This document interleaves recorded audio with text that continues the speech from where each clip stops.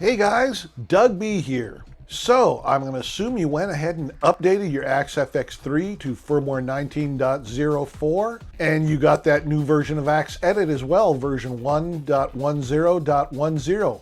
Preview, sneak preview of the updated presets for AxeFX3, updated as of firmware 19.04. Man, that's about as fresh as you can get.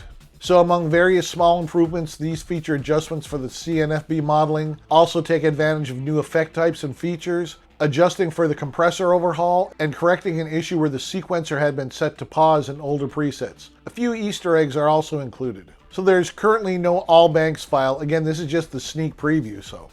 As always, it's recommended that you back up your current presets before any major update or installation, and they ended up saying thank you for choosing Fractal Audio. So I will post a link for this in the description, guys. I downloaded mine and I've already been playing with it and figured I'm going to go ahead and share it with you all. So have a great Sunday and see you on Wednesday for Preset of the Week.